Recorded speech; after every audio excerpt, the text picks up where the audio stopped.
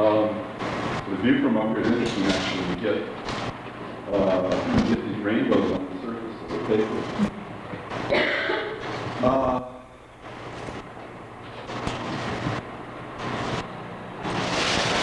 I had an experience, an incredible experience once. I was with someone that I was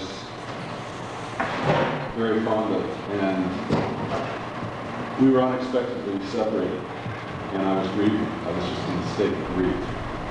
And at one point, I just closed myself in a room for about a week, and with the I Ching, and I started throwing the I Ching, talking to this book for, I don't know, 8 or 10 hours a day for a week, and it was just really insane. And my sister and my mother at the time wanted to put me away. She said, you know, you've gone around the bend, this is really awful. But it was like, it was the only way that I could deal with the grief. And I found myself one night, at the end of that week, I was sitting on the couch, and totally naked, in a kind of lotus position, listening to this piece by Harold Budd called Abandoned Cities.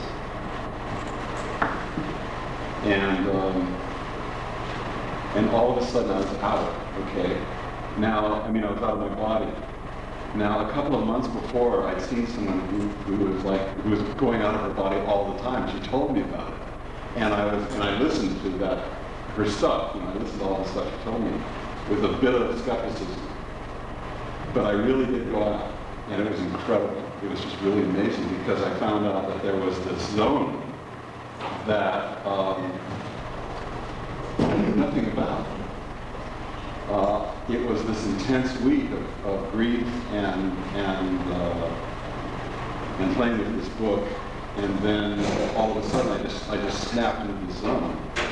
And it was very beautiful, because, I mean, the reason I'm telling you this story is because of these rainbows on the surface of the paper.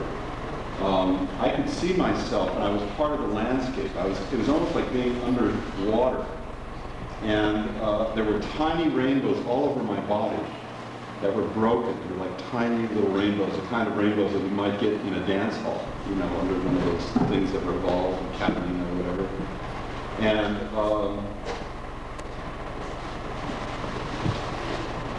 there was this kind of, the rainbows were also kind of falling through the atmosphere, and it was very kind of, it had high viscosity.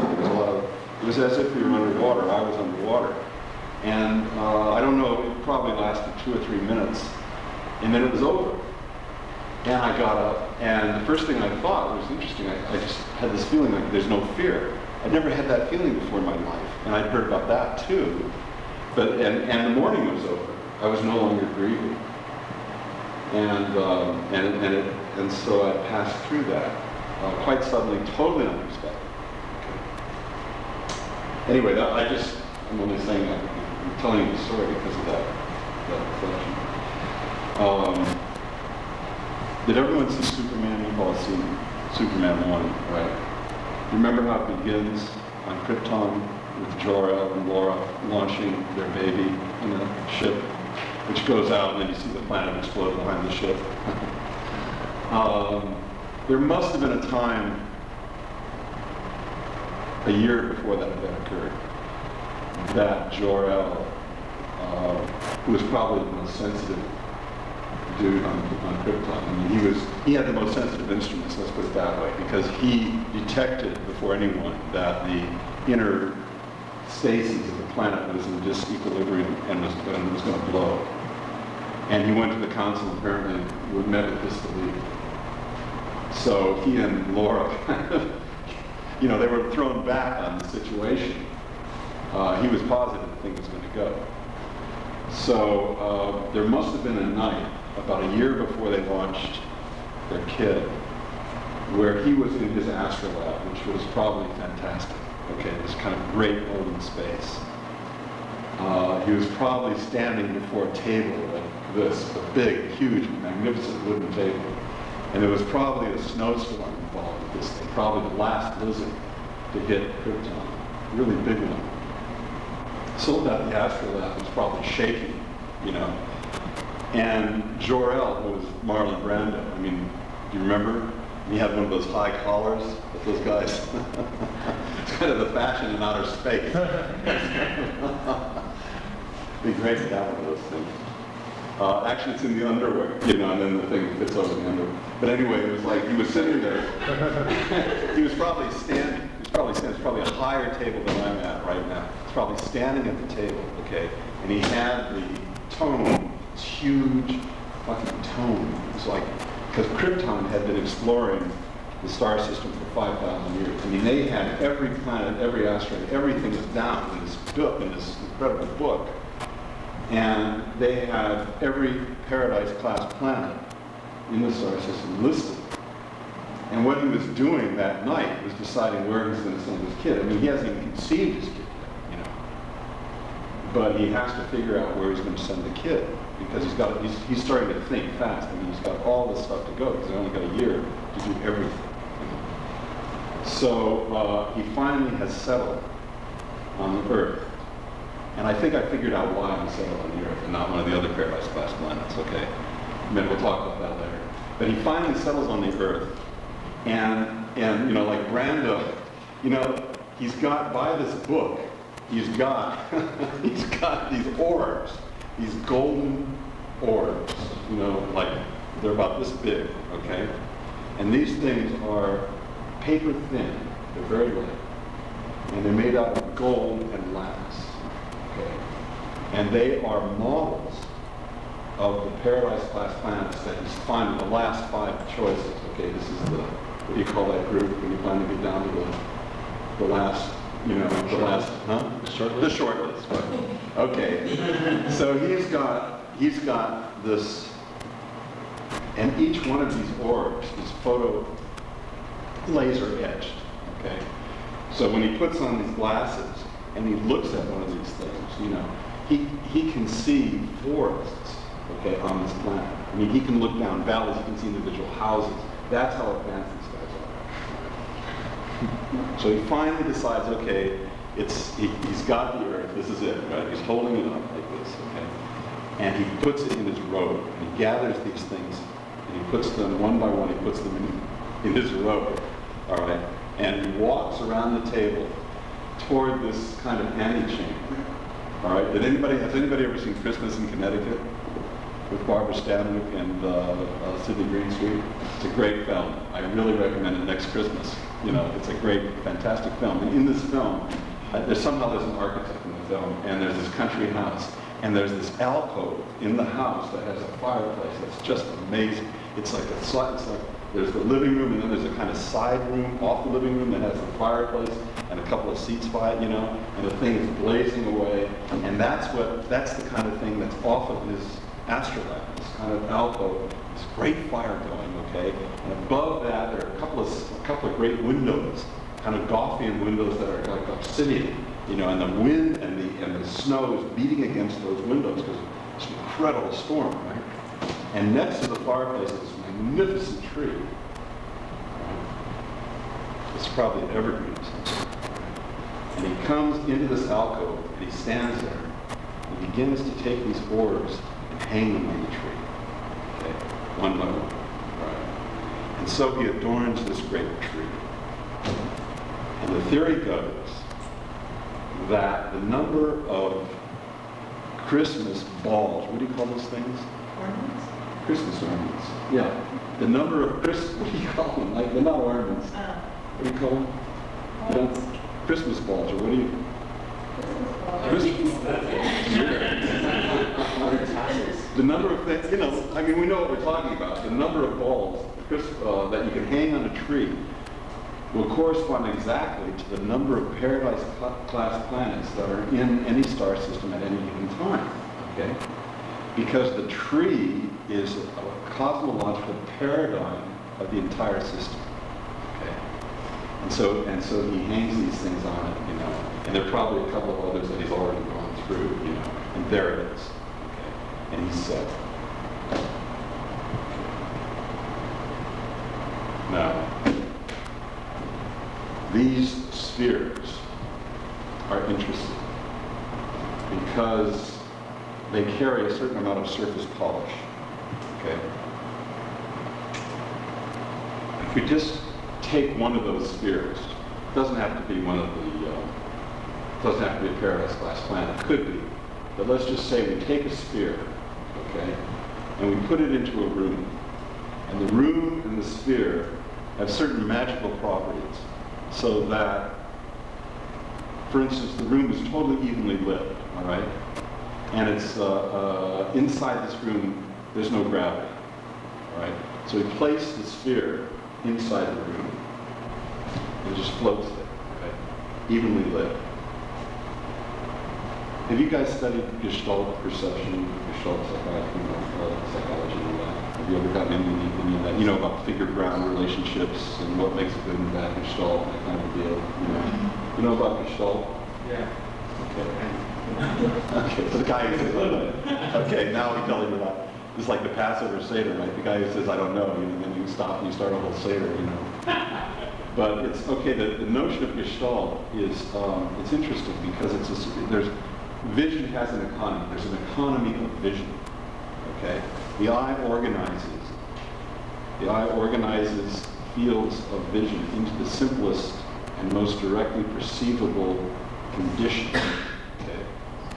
So that, for instance, have you ever had the experience of, like, you know, walking out at night into the backyard and all of a sudden something comes into your field of vision and it's like, and you're totally freaked, and you think you're going to die. I mean, it's, you know, all of your glands are going to secrete, you get this kind of adrenaline rush, and it's just the laundry hanging on a line, you know, but for a second you didn't get it because the Gestalt is so poor that your field, in other words, whenever you're in an environment when the Gestalt doesn't set itself up, your body will react in an incredible way because it could be about death, okay? And so remember this, the eye takes the easiest route and organize things in the simplest way, okay, and it's called the economy of vision. So that if we see this ball floating in this room that's evenly lit, and the ball also has another property in which it can understand language, it can speak, it can adjust the polish on its surface to your own commands, you see.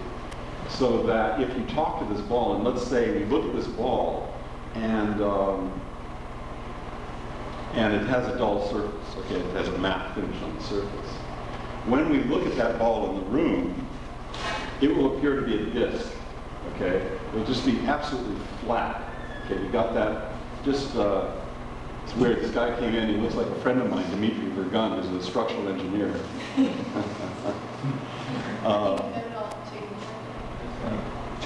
He's the technician.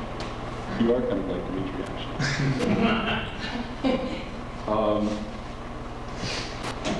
Okay, you address this thing that you're looking at in the room, and you say, okay, I would like you to achieve some sort of surface polish. And slowly, the surface of this thing, which appears as a disc, right, slowly begins to align itself in the third dimension. Because the complexity of its surface is now coming into play, right? And your reflection is on that surface polish, that sphere. And slowly it begins to align itself into the third dimension, okay? Which is kind of fantastic. Now, there are two questions. One, at what point does the sphere appear to displace more space than it actually occupies? Okay? And how much polish can you put on the surface of the sphere? Now these are questions that my professor asked me. His theory is generally his theory. His name is Wayne Anderson. So I taught him, just teaching again at MIT. But it's a fantastic notion of perceiving space because it tells us how things are seen in the third dimension. It's not just our bilateral vision that's at play. There are also other complexities, especially when we're looking at objects and what its surface is all about. Okay, we're going to look at some Brâncuși in a few minutes and see how that works. But I'd also like to take this into a metaphysical area and talk about the planet Earth. Because I was going to say Buckminster bullshit, but his name is actually Buckminster Fuller. You all know Buckminster Fuller, who invented the geodesic dome. Okay, Bucky was an amazing man. I met him actually 3 times in my life, 3 separate occasions. And one time I saw him in Rome, and he was in a garden, and he was picking up every little piece of debris off the floor of this garden. He was just obsessive about keeping the planet clean. He was the guy that had the first idea of the Earth as a spaceship, which is not a bad idea. On a beautiful summer night, when you're lying in deep grass looking out, at the stars, you're looking through the windshield, I mean, you are traveling at 1,000 miles an hour through the planet, through the star system, and you can actually look out and feel the warmth, feel the warmth of the summer night on your skin. You can look out, you can see the stars, okay? Which is absolutely, and I mean, light years across the galaxy, And there's no big, there's no plexiglass or, it's just, the windshield is absolutely superb. It's just fantastic, okay? And one of the problems we have is the windshield is beginning to disintegrate. So this is all especially as artists, these are really important problems for us now, okay? Because I believe that the temples come before the priests. I think that the temples are created before the priests get there. If the priests finally discover the temple, then it's already built. Okay, we're going to have to build the temples. Okay. And so, anyway, Bucky had this notion that the planet Earth was so smooth. I mean, if you think about it, it's probably true. The Earth has a circumference of 31,000 miles and a diameter of 8,000 miles. Okay. The highest point on the Earth is 27,000 feet high, Mount Everest. Okay, now 27,000 feet with a 31,000 mile circumference and 8,000 mile diameter is nothing. It's absolutely nothing. Okay, and so Bucky said that the Earth it had a higher polish than any industrial ball bearing could achieve. An industrial ball bearing is the highest polish we can achieve on an object right now, technically. Okay. So he said it had a higher polish than an industrial ball bearing, if you use that as a model. Okay? So the shine was phenomenal. So if we take that last notion of the Gestalt sphere that can adjust its surface, and how much polish can you put on the sphere? Well, theoretically, you can because it's just bringing more molecules to the surface, and I'll get into Brâncuși. Brâncuși was obsessed with polishing a particular thing called Bird in Space. You've probably seen that piece, okay? He polished that thing for 30 years, all right? Because at one point, that thing will appear to displace more space than it actually occupies to take off, okay? But here we are on the planet Earth with this incredible surface polish, all right? And we're caught in the mirror. We're part of the mirror. We live in the reflective surface of the planet. Now that planet, the reflective surface of that planet is really interesting because the average depth of the crust of the Earth is 33 miles. 33 is my favorite number too. It just happens to coincide. But that's nothing. Again, we're talking about, God, the travel in here is amazing. It's incredible. 1,000 pardons, temporary, just... Oh, no, please, whatever.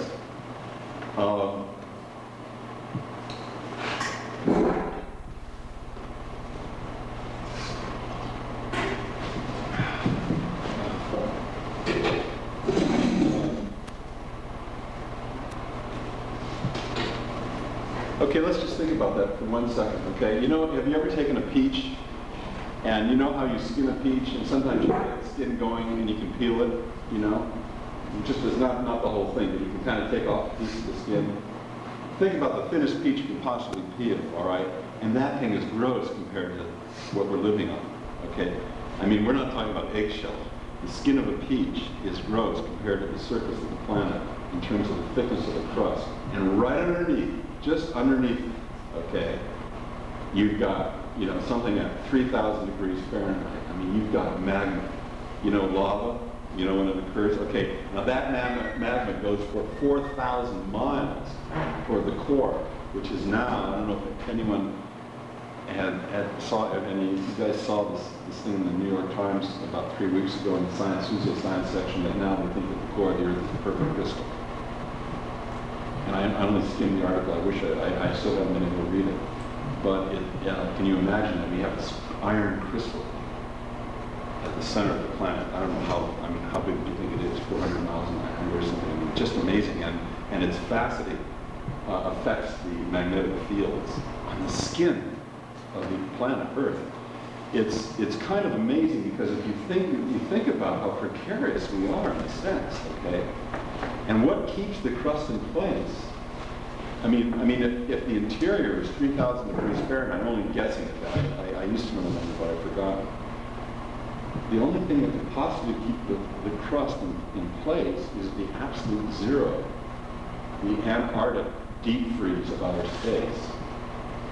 So here we are, okay, practically a star, because that's like stellar magma, the interior of the planet.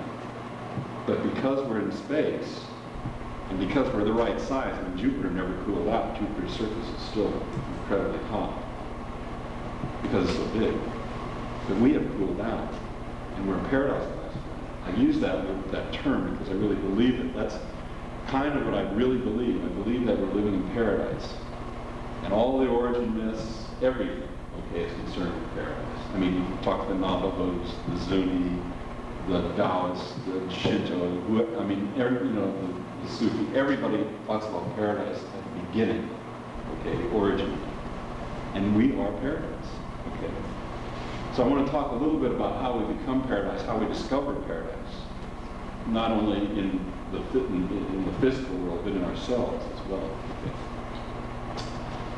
So with these thoughts kind of out there, I'll show you some work, okay? Just quickly go through some work. On anything you want to ask questions about, please feel free to ask. And then we'll get back to some of these questions, in about 20 minutes. I have a question. Yeah. You said that the sphere floating in a room appears to displace more space than it actually does or something? The higher the polish, right.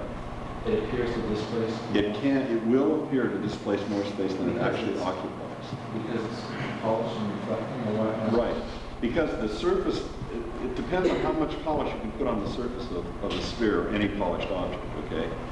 How high the polish becomes. Because if it's, and this is in terms of Gestalt theory, because when there is no differentiation in terms of surface complexity or polish, the thing appears as a disk. They know that, they've played with that, okay? It's just, it will appear totally flat, okay? Because it's a totally evenly lit room, right? And it's floating, all right? So it will just appear flat. But as it achieves a surface polish, okay, it begins to align itself in the third dimension and begins to, in our case, move out toward us, right? And so where does that stop? It's the amount of polish you put on the surface, which theoretically is for forever.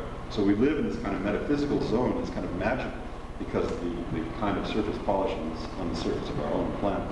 Okay, I think we're living actually we're like creatures in an incredible kind of ocean in a way, because the dimensions that we find ourselves amidst are phenomenal. I mean, we talk about light years. None of us can really understand what a light year is all about. Light travels 186,000 miles per second. I mean, how can we talk about that? And yet there are galaxies that this Hubble Space Telescope is picking up that are like, a billion light years away or further. So that the incredible dimension of the universe is mind-blowing, right? It's just absolutely incredible. The distances are amazing. And that's why I called this lecture something about the kiss. I think that was called the kiss. As a resolution between the speed of light and the physics of the heart. Yeah, right. So, and you spoke further about symmetry and duality. Yeah. This is going to be a big part of this today, because the closer things come together, the more interesting things become, okay, in some ways, okay, at least on the human level, on our level. But also the fact that we are in this immense galaxy, which is part of an immense universe, and probably just another universe among endless universes, This stuff just doesn't stop, and that's where the magic is, in some ways. That's where a lot of the magic is. The magic is also infinitesimally small, that moment of whatever, okay, which we'll get into. So, with that in mind, let's go to this first piece here, which was done in I think around 69. I was at MIT and I was missing California like crazy. I've been in Boston for, I don't know, 5 or 6, maybe 7 years. And I started thinking about this community that lived in the high Sierras. This is a kind of mythical community. It's in the future, okay? And I was thinking about this community that that lived in the foothills. They were kind of like California Indians in the future. That we were also part of that in a way. And they lived in this very beautiful, very poetic, simple way. And up in the high Sierras, they had these ceremonial spaces that took about a day to climb up to, okay? And there were 2 kind of spaces up there, kind of generic spaces. And one of them, in the high granite fields, okay, was called a star bowl. And the star bowl was just a simple, concave bowl, highly polished, that was carved out of the granite field. And there were outcroppings of natural granite and trees, perhaps, and people that were also a part of that bowl. So that people and trees and outcroppings of granite were disengaged from their terrestrial context and placed into a cosmic one, and appeared to float in that bowl. And it was a place that people went to at night. You know, it was like hanging out at the beach at night. You know, and so that's a view across the rim of the bowl at night. So some people, it's really funny because that person, ooh, look at this. Oh, I still can't get to it. Can I have that thing right there?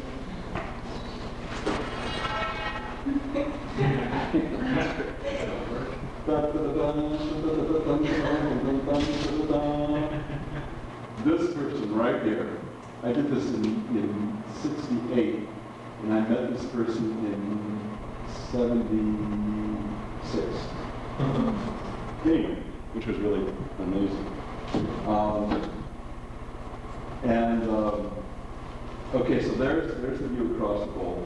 And before I did that photo montage, I started doing these drawings. Can you see this drawing behind me? Okay. And these drawings, which are kind of small, they're not very big actually, and these strange squares, this was kind of a thing I just started fooling around with, and all of a sudden I realized what I was doing. A lot of times I think we do that. It's almost like we back into things that we create. Okay.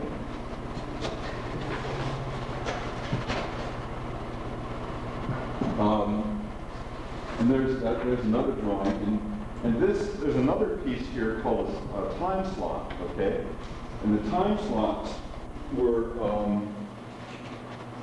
grooves. Okay, this is a section through it. Okay, imagine like in this table, that this table is the granite field. And if we took a saw and sawed a groove, imagine it's solid. We sawed a groove through the table, okay, or into the table at a 45-degree angle, all right? That would make a slot. Okay, so that's what we're looking at here. And passengers in this time slot come down, and it's all lined with pine needles. It'd probably shoot out, actually.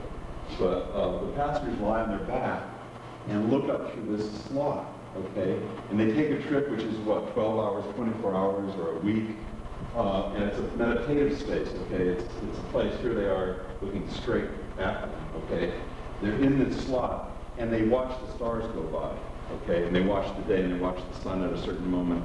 And so they get, at a certain point, they begin to have a sense, a kind of primal sense of earth motion. You feel that. You feel the speed of the earth as it's moving at 1,000 miles an hour.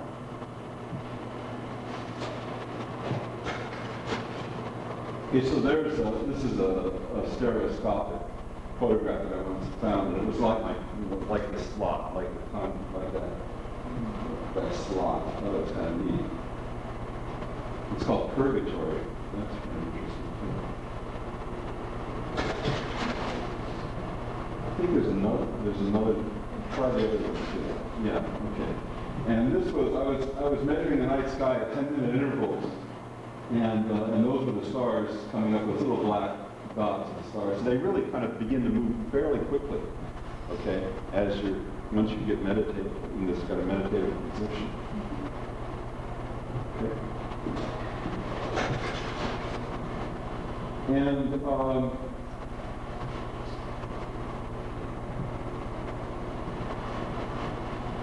these people, when they built their houses, they didn't have architects or developers. They had games, and these houses were built in the Sierra foothills. And what they would do is to take shapes and just kind of drop them on the topo map of that particular area, okay? And then they would translate those shapes out onto the earth with mounds of stone or flower arrangements or sand or whatever. And then they would take there was a kind of division, a sexual division of labor, which is referenced back into Exodus. Okay, when Moses comes down with the second edition of the Ten Commandments, there's a set of specification blueprints for building the tabernacle.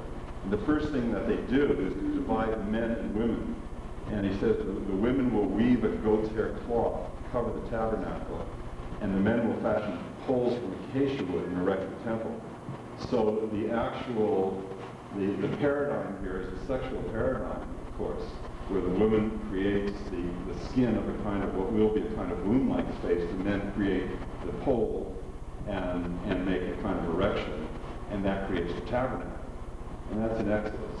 So a similar thing was happening here, where the men were driving these star pins, which were reflective. It was a reflection of the night sky at, let's say, a specific hour, and they were driving the star pins down into the earth, and then the women were dancing with monofilament strands between the star pins, and then a pneumatic structure, an air inflatable structure, was inflated up through that webbing, okay, which doesn't really give you a house, but it begins the process of dwelling on the site, okay, and then and then you begin to do other things, and pretty soon you have something perhaps which resembles a dwelling space. So these are games of initiation, and how you approach architecture very gently through games and just fun. And then this is another kind of space where you have a maze, okay, and every room is identical to every other room. But what happens in this place is that every time you come to every time you come to a corner, you can pass to 1, 2, 3 rooms, all right? So there's always a choice in each one of these rooms of passing to 3 other rooms. I thought it would make a really interesting kind of museum, because all the spaces are the same, right? So you could put a rock, kind of a similar rock in like, let's say 100 rooms, and when you would, and the rooms would index that rock, so any kind of change, you know, or you could walk in, or let's say it was a real museum, like the Pompidou Center in Paris, and you could walk into a room that was absolutely empty, or you could walk into a room with about 5 drawings, or you could walk into a garden, or you could walk into Brâncuși's studio, okay? Because Brâncuși's studio is part of that complex, all right? So you would never be able to find your way to Brâncuși's studio the same way twice in a row, okay? And in fact, you might even miss Brâncuși's studio, which is even better, in the sense that you're giving yourself up to an acausal connecting principle, okay? To a synchronistic principle rather than a causally determinate historical principle of, I go to the Modern Museum of Art in New York, and I go by every single room before I get to the Matisses that I want to see, and pretty soon those paintings become like wallpaper, okay? They lose their impact. I find that when you meet someone, or when something happens in the world, or when you're creating a work of art or finding a work of art, it presents itself to you in ways that are often really fantastic, okay? Think about people that you've met, that you fall in love with, or you love, or, you know, think about how that occurred, you know? It's very interesting. Has anybody here seen Red? The movie Red? Okay, if I were teaching this class, anyway, so you got. I didn't even know. How did that come out? I mean, it's like, I would say go see Red before you did anything, okay? This movie is we're traveling, it's not in Santa Barbara, we're traveling down to see at the New Wilshire in Santa Monica. It's really an amazing movie. Anyway, I took that Krypton and I laid it over a grove of apple trees in Massachusetts. And that long wiggly line that follows the contour is a mirror that's 1 foot in depth that creates, it breaks the hill in half. So when you're looking at it, the sky is reflected across it, and it just becomes, just a kind of interesting thing.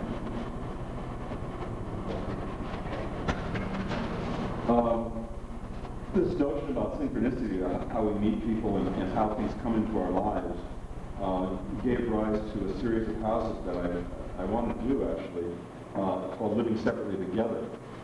And these dwellings are for 2 people, okay, but they don't live in the same space. They live next to each other, okay. And so you see, this is one of the sketches for the house, and you see there are kind of 2 towers here, and then there's this kind of thing. We're on the edge of a cliff in front of the ocean. Okay, we're in the ocean now, looking back at this house. So from the house, you look out across a pool, which is right here. Okay, a circular pool. You look out across that pool, the water be going over the edge, and you see the horizon, the sea in front of you. And then there are 2 towers, for 2 friends that are living together. And then there are these spaces up at the top, which are kind of meditation spaces. Okay.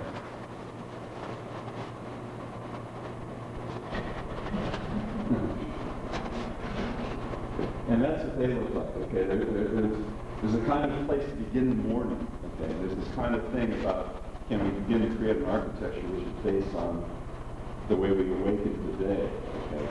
And so that's kind of what these are about. And it gave rise to a house that I designed for a friend of mine who was having problems with, well, I'll show you.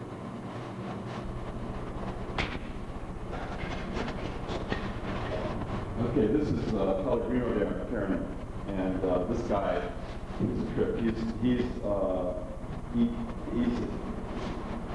His father was a great surgeon in Naples, and I met Tully in Rome, and he's a philosopher, and he's in love with a friend of mine.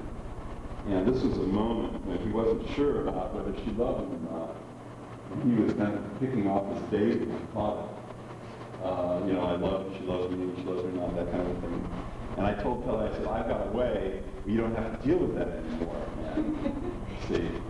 So I designed this house for him and for Michelle, okay, as a gift. And the house is called Piano Piano. In Italian, piano piano means go gently, go slowly, just piano piano. And so here you see it, the 2 pianos, okay, check it out. The 2 pianos, and then you see what the keyboard is? The keyboard is actually lowered. Can you see that? Okay, the keyboard is lowered on both sides. You can't see it on the other side. But you've got, in order to get up to your space, okay, you walk up, you scale. I mean, it's kind of a play on words. You scale, okay, you come up the stairs, right? I had an incredible fun the other day. Another really great movie. I mean, I'll tell you something. I want to be buried with my friends, okay? And the only way, and my favorite movies and their favorite movies, so that we could have this kind of everlasting flight. I've got this image of being buried in DC-3, it's the same plane that took Robert Conway to Shangri-La and Lost Horizon, you remember? And this thing would be underground, and the only thing that you'd see up on top would be probably in Queens. They've got great graveyards in New York because they're so dense and they're so unbelievable, right? I mean, there's so many stones. And there'd just be this one stone. The only thing it would say on the it would be made out of, it looked like marble, really made out of sheet metal, okay? And punched across the epitaph, punched across the face of the stone, it would say, no smoking, fasten your seatbelts, okay? And there would be like a frosted glass behind it. And one night a year at midnight, the day that, commemorating the group that's underground, a little light would come on for an hour, come on, no one would see it. And we'd be underground in this incredible position. I think the plane would be banking, kind of, It'd just be great. And we'd be watching all these films, Red, Lost Horizon, Christmas in Connecticut, they're all there. So, anyway, but this is an incredible house, okay? Because you get to do whatever you want to do. You don't have to worry about the other person at all, okay? I'm not saying that you're not going to get together, but when you get together, it's absolutely special, okay? Because, you see this, the only common space in the house between the two pianos is the space between the two pianos. It's like right here. You see the continuous curving space? It's like that. Okay, now the floor inside is made out of laminated wood. It's gorgeous, kind of maybe some sort of, just a beautiful wood, okay? It's hardwood that's laminated, very thin, and it curves, follows the curving walls, okay? Walls are just simple, white, beautiful walls. Maybe there's a skylight that goes over it, all right? And at the very center of the corridor, there is a bar of nickel, just a line of nickel that's set into the floor. Okay, like this. Okay, there it is. You like this, it's be flat. He's set right into the floor, right at exactly at the center. Okay. So when you approach this, you see, because you're walking and it's always crooked, you can't see in front of you. You can only see about 3 feet in front of you. Okay. So that as you're walking down the corridor, here's the only rule that governs the relationship and governs the house. Okay. If you arrive at the nickel line, and the other person is not there, arriving at the very same moment, you turn around and go back into your piano. Okay? It's kind of like the way your hair is, kind of half and half.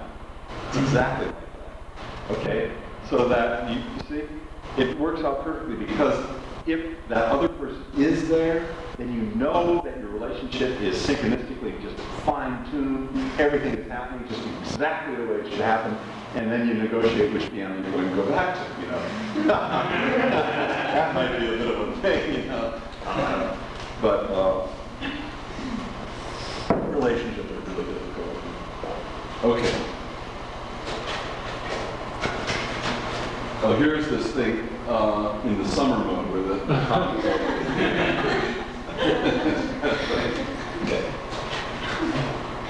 Now, this is weird because I had a chance to do a house that was, in fact, I think I did this house before all this occurred to me. I did, actually. I did this house in New York City with Lauren Masden, a sculptor we collaborated on it. And it was a house for LA here on Beverly Drive, where Beverly Drive goes into the mountains, okay? And it was a house for a guy who was a voyeur, all right?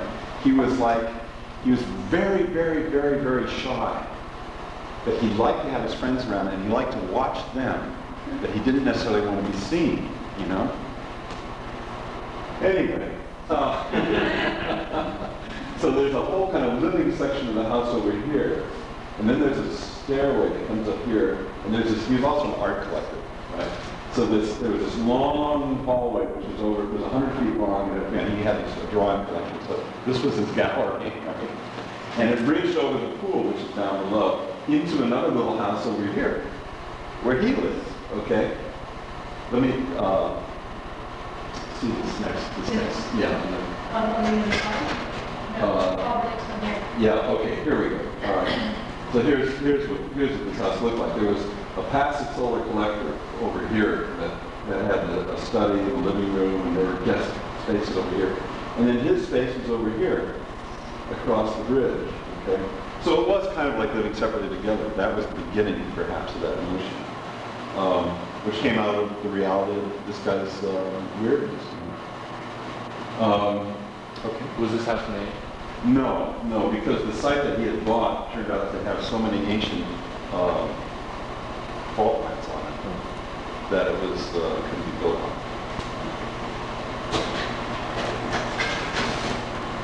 This house was built in 1975. I designed this house in New York, actually. This house was, another architect had started this house and had gone through the Coastal Commission, which is like a big deal here. This is in Malibu. And I got the job. I don't know, there was some problem that this guy had with the owner who was doing this as a spec house. And so I got the job, but I had the length of the house, the height of the house, and the material was already fixed. I had to do it in wood. It had to be so many feet long, so many feet wide. And it was like giving me a shoebox, you know, say, okay, make a house out of this, okay? That's called the footprint. So I had to stay with that. I wouldn't have done this like this if I hadn't. I mean, every job, everything you approach is always different, basically. You always got some kind of catch.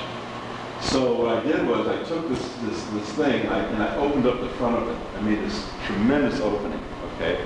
And I kind of designed all the rooms down inside the house like that made a certain amount of sense with the master bedroom upstairs, bedroom, study, and all that, and then living space down below, et cetera, et cetera. And but I opened the thing up and just let everything kind of happen where it happened, and it was like a big Anasazi kind of cliff dwelling in a way. Okay? And there's one room, the study, which I bring right to the front, bring the glass right to the front. Okay, which makes it kind of incredible when you enter that room. It's like you're on a dirigible, you're floating above the sea. It's really wonderful.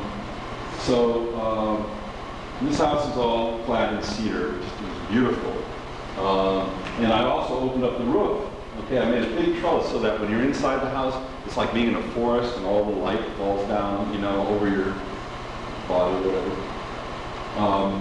But it was also a spec house, so everything I put in here was already fabricated, it was already made. It was like found objects, okay, greenhouses and stuff like that.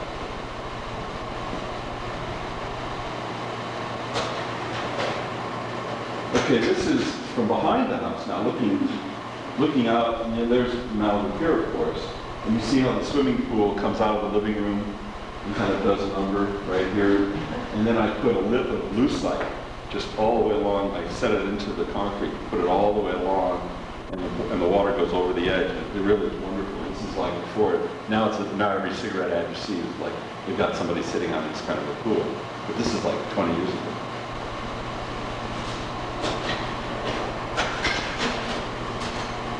These shots. The house isn't quite finished. These are construction shots, but it's almost there. And give you some idea of the kind of pieces that are used just to kind of make the thing happen.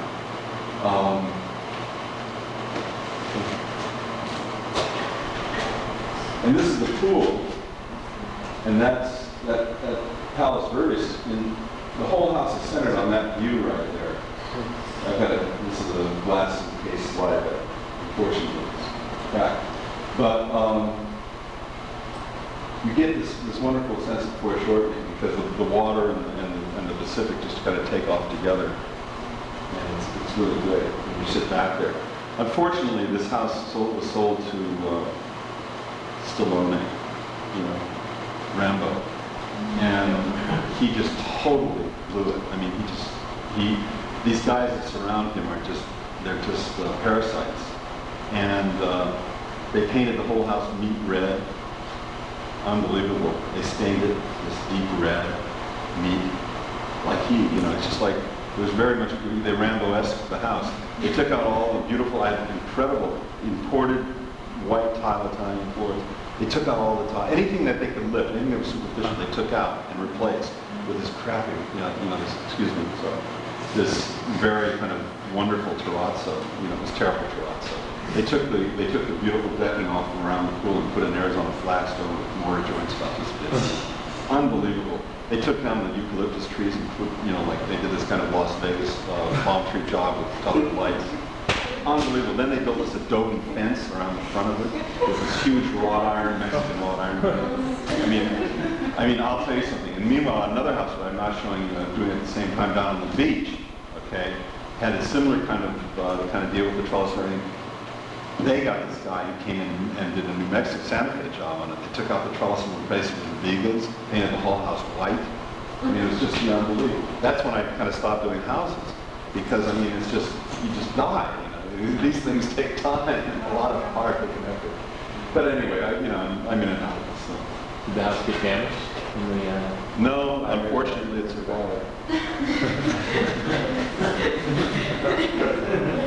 This is the view from the study, the upper study looking out. Now you're under the trellis. And see, I've kind of located this, I framed that kind of island. That's actually how it's raised, but it looks like an island, you know. And I framed it because I thought when you're writing a letter, it'd be nice to have a landmass way across the ocean to write to. It'd be kind of interesting. So that's actually the writing best in the study.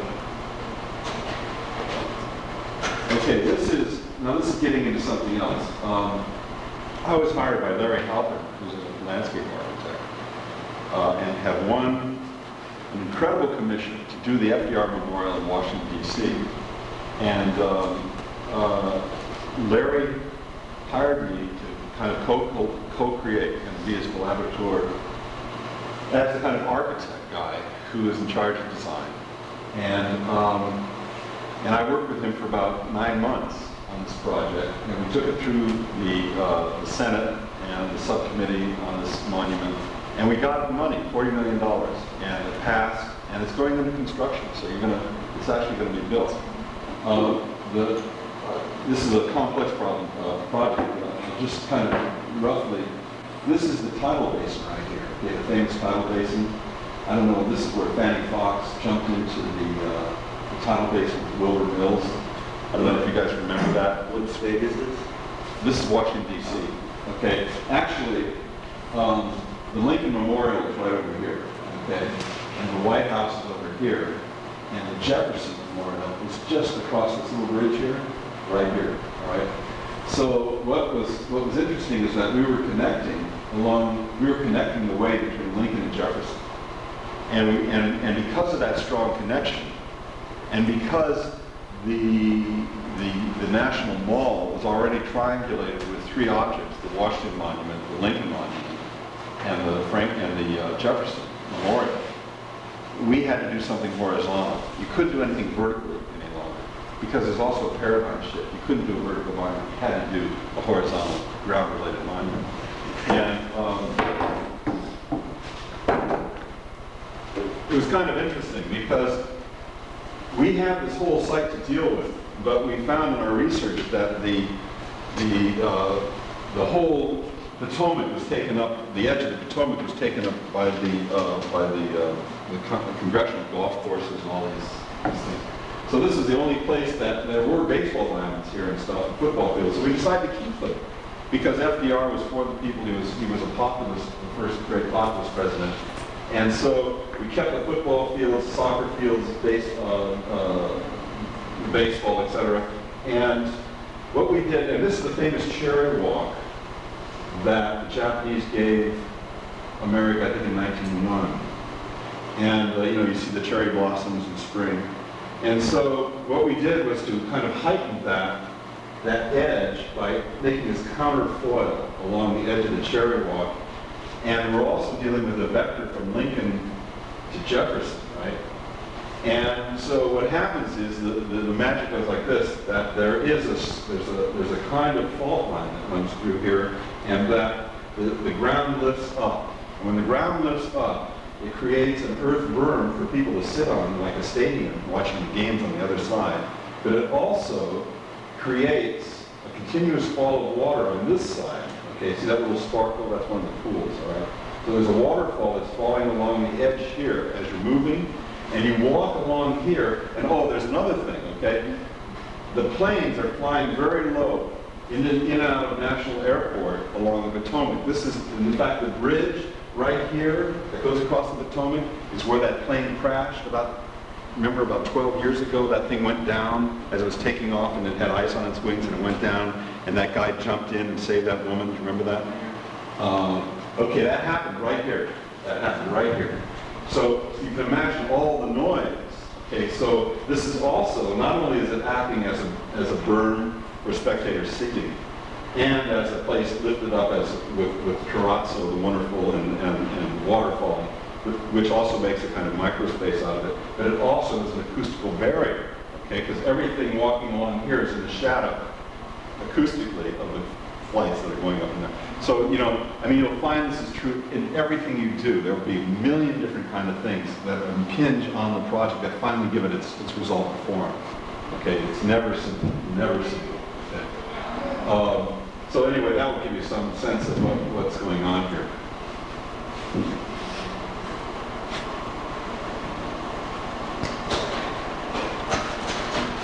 And these are, well, this is just a drawing. This is what you see from the memorial. You look out under the cherry blossoms, you see the Capitol, you see the Jefferson, you see the Washington Monument, and that's the tidal basin right here, okay, with the beautiful cherry blossoms. And then this is looking right into that wall. So you can see along the top of that wall, on the other side of the playing fields, along the top are these continuous rose gardens, okay, which also Roosevelt, okay, he had his mother put a rose in a vase, at breakfast, because it was Roosevelt, which means Rosefield.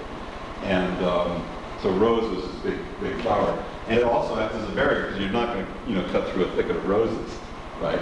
So you didn't have to put up a fence, you just have this continuous run of roses going along the top. And then behind the roses, actually, you have this continuous fall of water.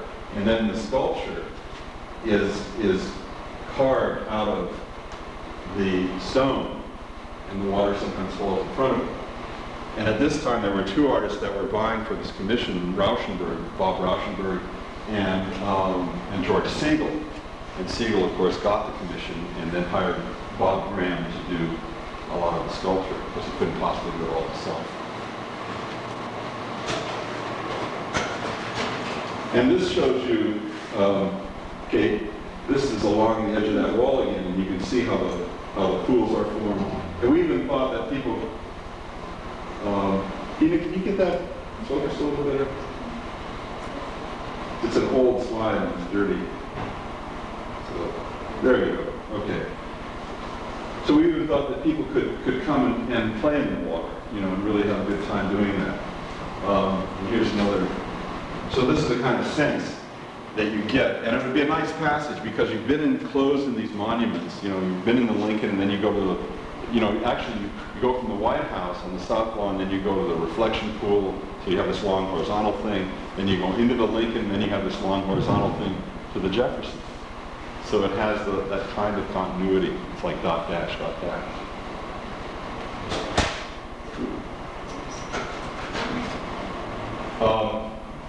This is let's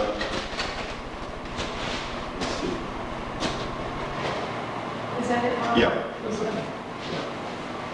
This is a project, a proposal for San Rafael. This is Chevron's Chevron's Research Center in San Rafael, California, and I was asked to make a proposal for it. This is I was given, this was a kind of given, this shape more or less was kind of given here, this reflection pool.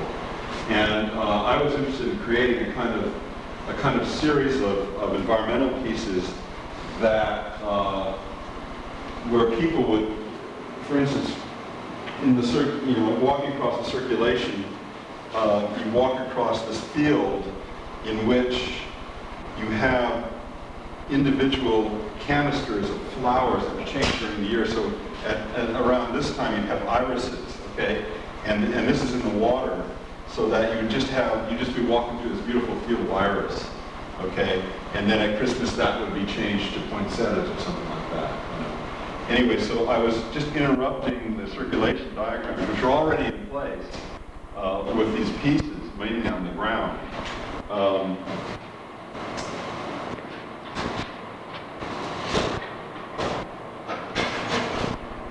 And I was also interested in the way,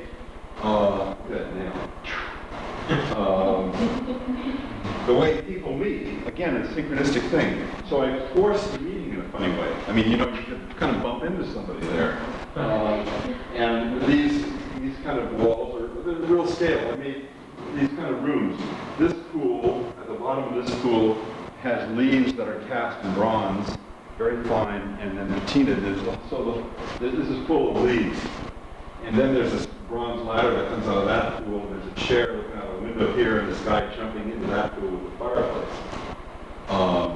That's all I could figure. Kind of a window. But it was just this kind of strange space of meeting, you know, in this, it's kind of like a house of meeting, in a way. And here's that circular thing. Again, I was working with it. This is a given edge, right? So I wanted to work with this, so I reinforced that edge with trees. And then under the trees, you would have something like chamomile, some just beautiful change in the ground texture, so that you get the chamomile coming along here, and then it comes along here, and all of a sudden it lifts up. There's a little flap that kind of lifts up like the skin of the earth, right? The chamomile just goes right up on top of it, and then underneath it, you've got like 100 or 1,000 little sprays of water just going like that, very low into a pool, okay? And then along here, there's another piece over here, which is again about duality. It's about living separately together, and it's also about relationship. And let's see, we'll come up on that in a second. Okay, here it is. Okay, and so this one, the same thing. The grass, this edge is differentiated with concrete blocks or something, okay? And then the grass in here is kind of special. It comes up, and these are steel plates, and it's made so it comes up over the plates like that. And then at the center, there's a sheet of water. This is a veil of water falling between two chairs. These are copper chairs that are just facing each other through the water, okay? And then there's the kind of space where you can go and sit down, and, you know, afterwards you can sit down and say, well, that was interesting. Maybe, you know,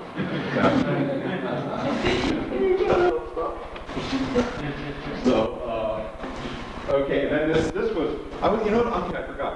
I was thinking about these petroleum engineers, okay, scientists, these earth people.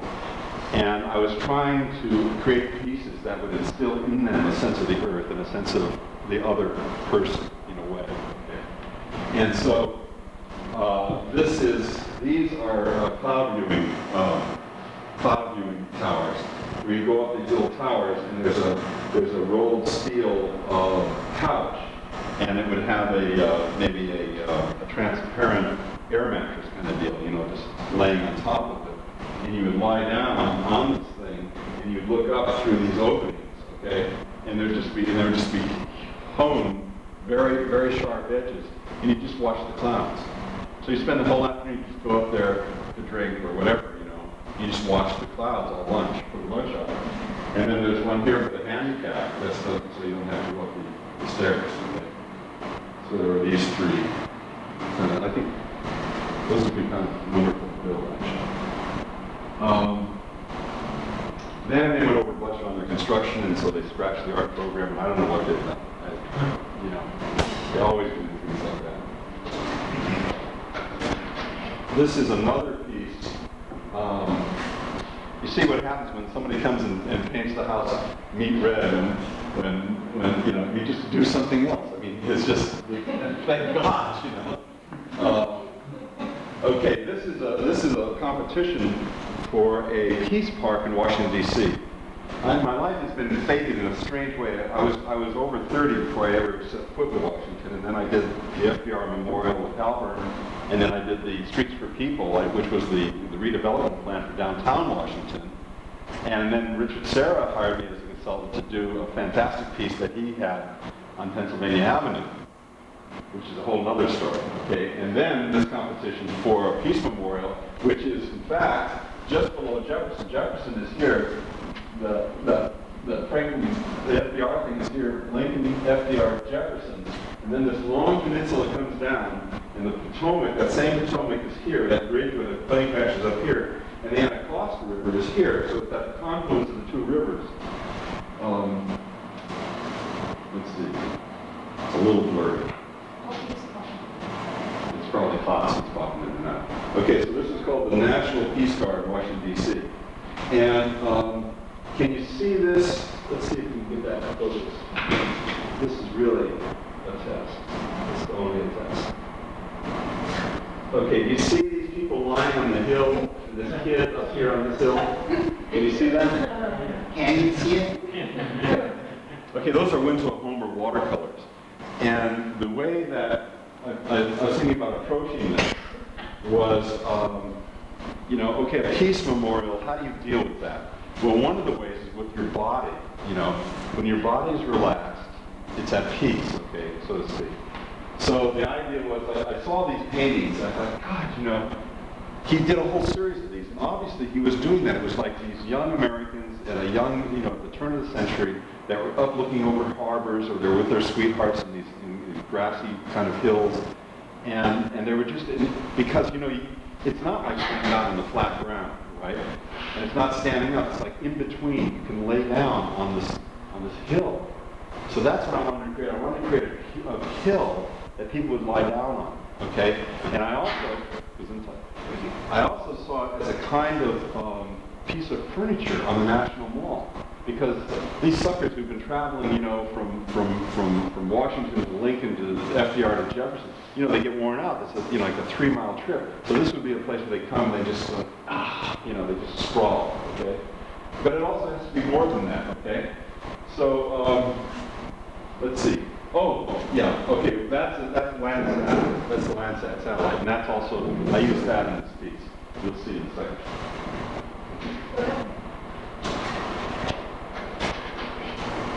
Okay, so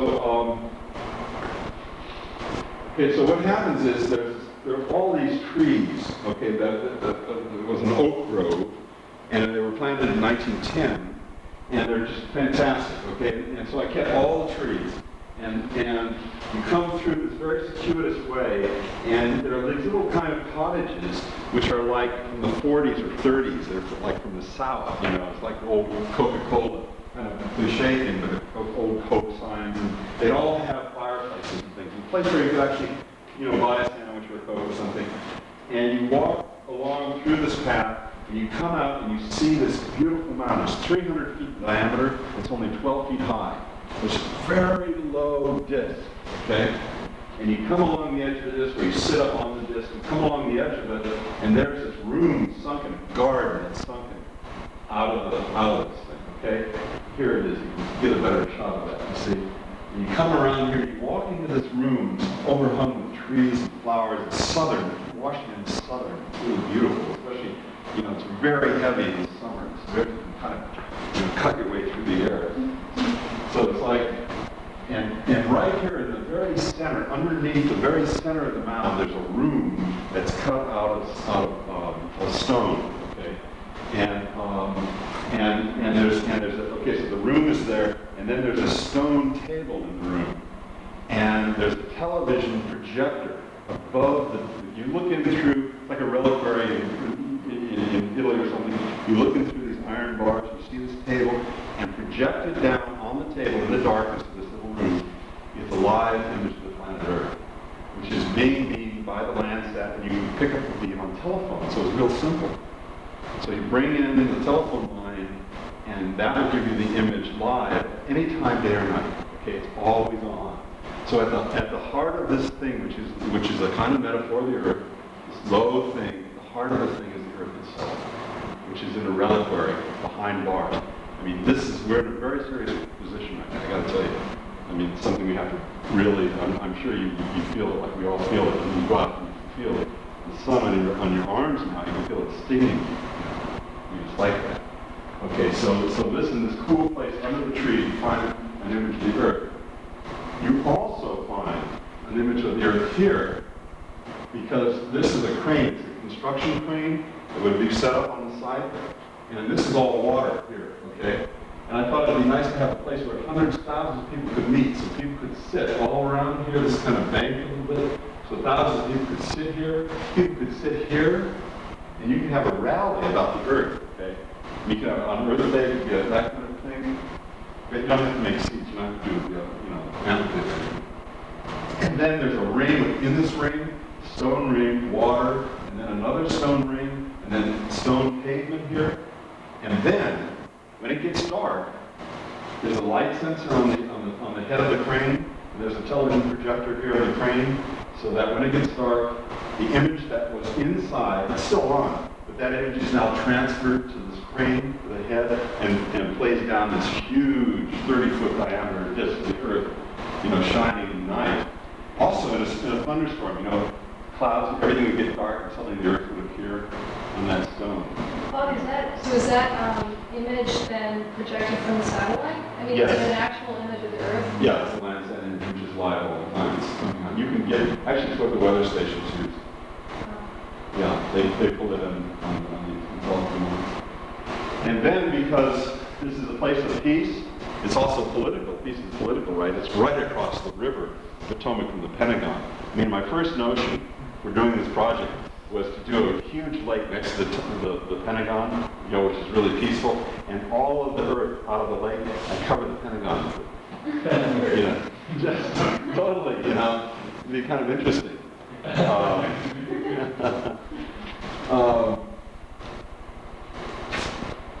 Okay, so there's a site, okay, you come out here, this is a meadow. Finally, where the two rivers come together, there's a meadow, just grass, wildflowers, okay? And then you get this slip, which is safe refuge, okay? It doesn't matter who's coming up the Potomac. I mean, these could be the worst bastards in the world. They're on the boat. As soon as they land in the slip, it's safe refuge. And so politically, they can't be touched, okay? You can't be arrested, nothing. So that idea was there. And then there's an angel, and Rome has fantastic angels. It's a city that has the most incredible angels. And they get better as time goes by. So by the 19th century, you get these angels on Ponte Victoria that are just beyond belief. They're cast in bronze. And so I have one of those angels recast, and it's the one that's holding out, you know, her arm like this. And she would be there as a beacon to sight on as you're coming up the Potomac with your boat. And so that's it. This gives you more of a sense of scale, the great angel in the field. These are kind of wildflowers that are massing there, but they'd be sprinkled throughout here. The big crane and oh, you get it better there actually. Yeah. That's it's a nice shot. It has a sense of atmosphere. It's almost like it's been built. You know, when you build in clay, I use Roma plastilina, medium. You can't use soft if it's too soft. You can't use hard. You just die trying to do anything with it.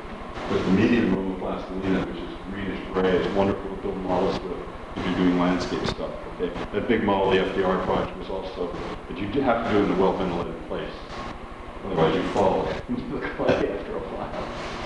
What happened to your proposal? Well, it didn't win. Actually, I think it was a mistake made because I did this with a friend, Steve Carr. I was living in Rome. He came to Rome and we figured it out, and then I built the model. He had to go back to Cambridge, and then I brought everything into Cambridge, and we put the final boards together. And the winner was a block away from us. A guy named Catalano, who had been our professor, not my professor, but Steve's. He was teaching at MIT. And from Argentina, very kind of militaristic kind of guy. He did the student union at MIT, if you know that place, which is like, you know, Sing Sing or something. It's really. And he won. And I'm sure that somehow, because we were so close to him, see, I think this is the winning solution. I really do. Because what he did was outrageous. He cut down every single tree in the oak groves, made it totally flat, and then he made a peace symbol, okay?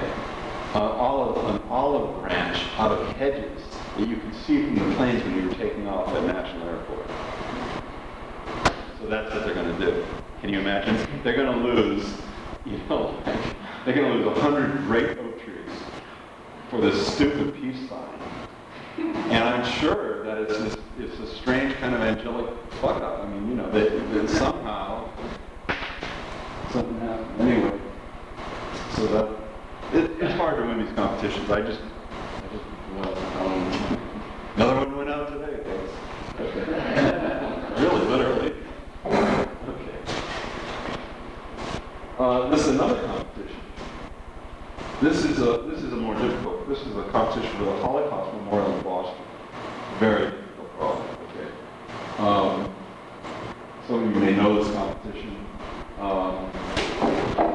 Just briefly, this is a long park. It's about 700 feet long. It's about 60 feet wide. Okay. This is Haymarket. Okay, over here. the Union Oyster House, if you know Boston, is right here, okay? And the City Hall is across the street, that beautiful, wonderful City Hall, all right? So it's right in the heart of historic Boston, and it's on the Freedom Trail, okay? Now, when you do a Holocaust memorial on the Freedom Trail, you have to deal with civil rights. So I had to figure out how to deal with that at the same time, because it was the Jews in Boston that were paying for this thing and wanted to commemorate the Holocaust. I had to deal specifically with the Jewish Holocaust, or the Nazi Holocaust, that took down Jews and homosexuals and gypsies and priests. So this is the way I kind of did it. You have to deal with numbers on one hand. You have to deal with quantity, okay? Because that's the notion of genocide. It's not like you deal with the unknown soldier with a single grave, you know. Because industrial warfare and genocide, it's about numbers. You know, it's about masses of people. I once was doing a survey. We were doing an extension to the Peabody Museum at Harvard. And I was on the design team, and I was surveying the site in the Peabody Museum, and it was one of the worst experiences I've ever had, because first I walked into a room that had gorilla heads floating in this huge tub of formaldehyde that they had recently acquired. There were about 4 of them.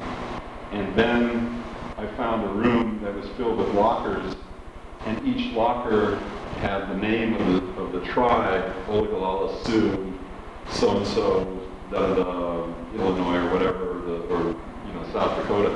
And I opened the locker, and it was just moccasins. And there were moccasins for women, locker moccasins for children, moccasins for men. These had been taken, because the genocide in America with the American Indian was as bad as any history. So that memory of that, and I quit the job. I asked to be taken off that job. I couldn't deal with it. But the memory of that stayed with me, and you'll see in a second how I dealt with it. One of the things about genocide, about that kind of killing, is that there are witnesses, and but not necessarily human witnesses. The forest, for instance, where the Jews were taken and machine gunned early on before they got the gas chambers up to speed, the forest and trees were the witness. And there's a great book called The White Hotel, which is a hot kind of book. It's an interesting book. And at the end of The White Hotel, there's this amazing scene at Baba Yar, where the great massacre occurred in Kiev. And the author talks about, as all of this horrendous killing is going on, the white clouds that are floating above the space, okay, and the trees, right, and the wind. And of course, that's the last memory that you have. But at the same time, these are the witnesses. So what I decided to do was to fill this is a little monument to one of the prior mayor of Boston. That had to stay, so that wasn't part of it. But I filled this entire section up with European white birch trees, okay, which turned out to be able to survive in a downtown area of carbon monoxide, et cetera, et cetera. But it's a white tree with this black kind of striated trunk, and very delicate. And this entire thing was forested with a floor of wildflowers from Europe. And so I made a forest, literally cloned a forest into the heart of Boston, which I thought would be really nice, just visually. Because again, you can't just do a Holocaust memorial. You're also dealing with millions of people who are in this area every week, and it's not there for them, you see. So the forest for them would be quite wonderful. It would be a beautiful place. And I wanted to shelter the memorial in a special way, not only to keep it precious for the memory of the people that were involved, but also to insulate it from the everyday life of the people, okay? So I did a lot of research, and I found out that I read a book, absolutely great book called Life is with People.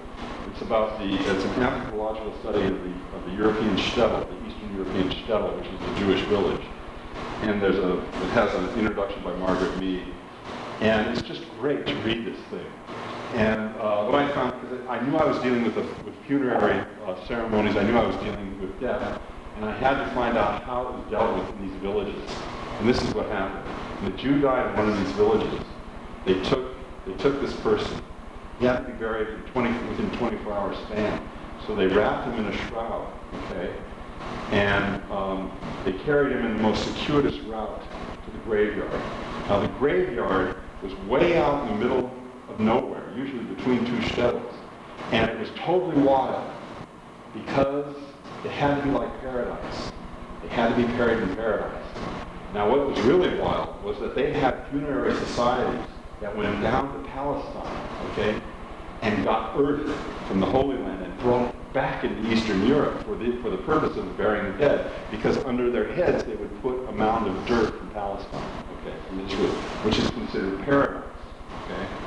Now, when you see the photographs that have survived of these cemeteries, they look like, you can't believe it, because all the headstones are broken and they're all upside, they're in disarray, total disarray. Trees growing everywhere. The reason for that is that was the land, that space was paradisical. So anything that happened in that space was the hand of God, okay?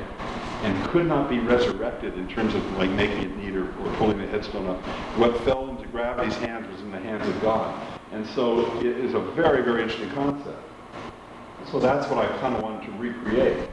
So I made a space which is oriented east, okay, because that's a sacred space for the Jews and Islam, and most religions actually, not all too. And I let the forest come through, okay, but instead of wildflowers and forest floor, there was just gravel, okay, but the trees come marching through. And then there's a little gate, and way in the back, because the first Jews were always planted way in the back, because you wanted to be with your loved one as long as possible, okay? So everything was delayed, even though it had to be 24 hours, everything was delayed. And in the very back, you find these three huge plates of bronze, okay? And, yeah.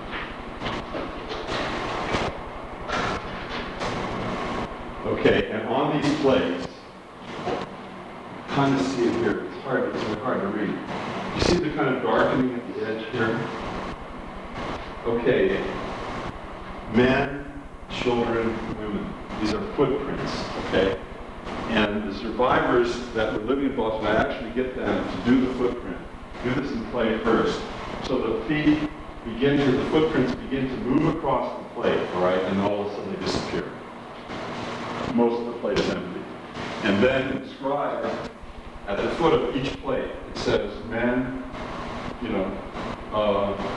3,700,000, children, 1,500,000, women, 2 million, whatever the number was, okay? And Shoah, which is the European Holocaust, is the name. So, and here you can see the footprints beginning to come across and suddenly just stopping. I use the footprints because, as I said, this is on the Freedom Trail. And the footprint is the human print. It's not just the Jew, it's the Sioux Indian, or it's the Cambodian, it's whoever has experienced this, all right? And the footprint also allows the children who are on the Freedom Trail to ask the parents what happened to the footprints, okay? Why did they stop? Okay, and then the story has to be told, all right? So when you're dealing with public art, you have to deal with the public. It's as simple as that. And you try to take it as far as you can. There has to be this kind of interaction that allows people to actually ask the question, ask little kids, say, what happened? Why are the footprints like that? And you can see here the trees go right on through, and these walls are made out of stone, which is the way they do in New England when they're clearing a field. The farmers make stone walls. It'd be that kind of you know that, right? You've seen that, right? Okay. Can we stop for a second to take a little break? Oh, sure, yeah. Great.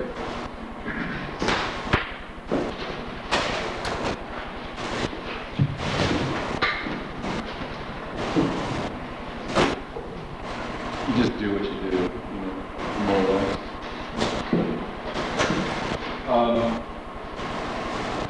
These are from a collaboration with Lita Albuquerque and Harold Blood. Okay, that music actually I talked about before, the Abandoned Cities and Dark Star. That was a piece that Harold wrote for Lita and I. We were given a gallery, 3 galleries actually at SC in the Fine Arts Building to do a collaboration in. And Lita and I have been friends for years. And in fact, Lita is the one that was in the Star Bowl, the first shot that we saw, and I said I met that person, like 10 years after I did the piece, and that was Lita. We were asked to do this collaboration. Collaborations were hot. This is in 1983, and I kicked it off. I was asked to select someone to collaborate with, and of course I selected Lita.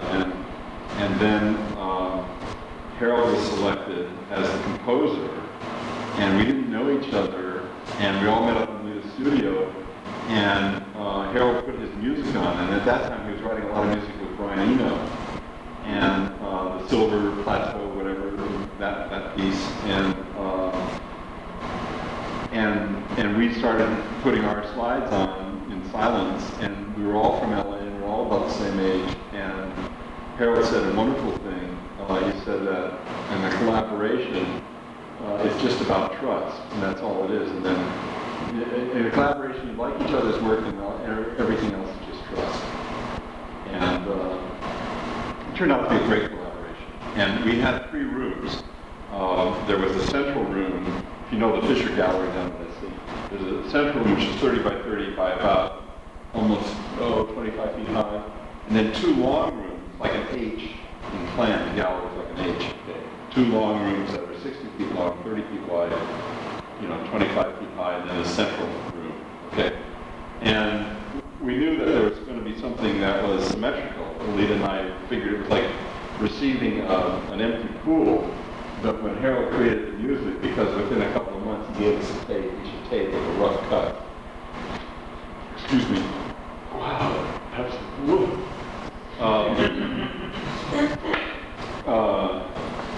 And it was like filling up this pool with water. Before we heard the music, we couldn't do any swimming, we couldn't play. And as soon as the music, and we each put the music on our cassette in our own individual cars. And the music, I swear to you, this is incredible, man. The music slowed us down to 11 miles an hour. We were driving through the city listening to this incredible music. You've got to get it if it's still available. Called Dark Star and Abandoned Cities by Harold Blood. The first word? Dark Star is on one side and Abandoned Cities is on the other. Harold Blood. He's the writer composer. And this music, I mean, I was driving on Pacific Coast Highway, driving like this, and just at 11 miles an hour, looking straight out my side window at the cars passing and seeing, just incredible. And Lita had the same experience, because there's somehow moving at that speed with that music was the right speed. And that really came back into our piece, because, what do you do when you collaborate, Well, we just decided, we've known each other for about 15 years. Well, no, not that long.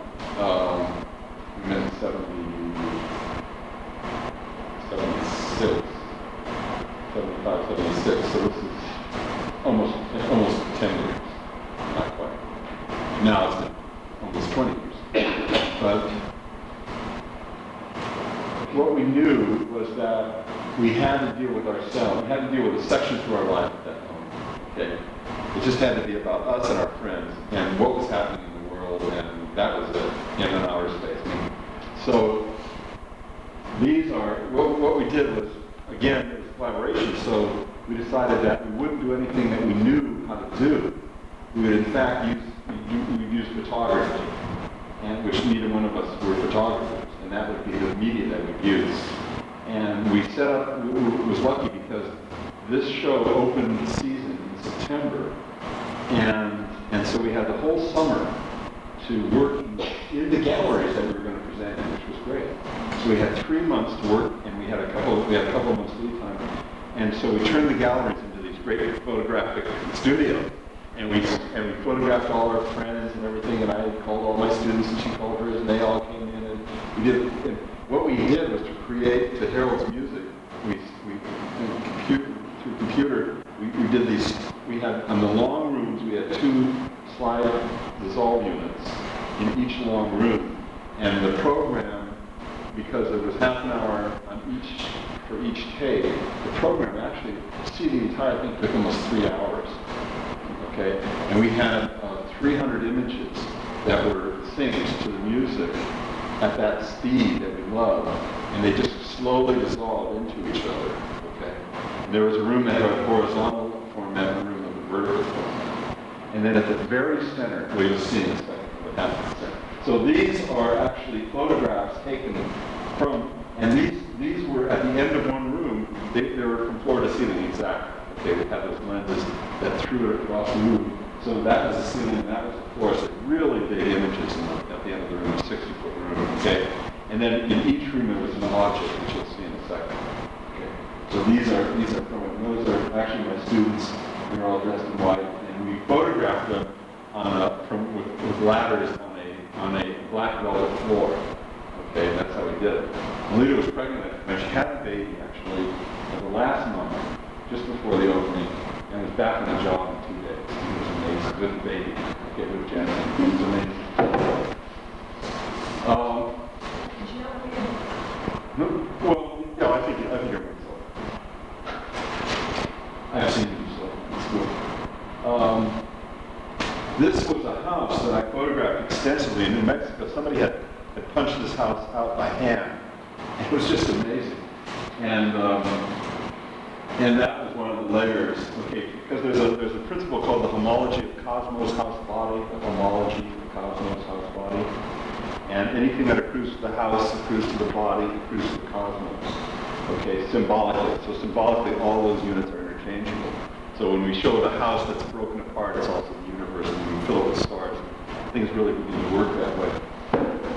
And this was one of the part, and in these formats there were also kind of series of the whole Broken House series, and then the Star series, and everything kind of fluid, very fluid, very slow.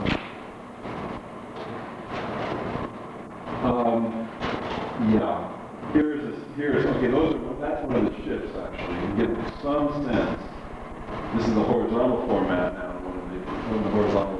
You get some sense of the ship that's taking place.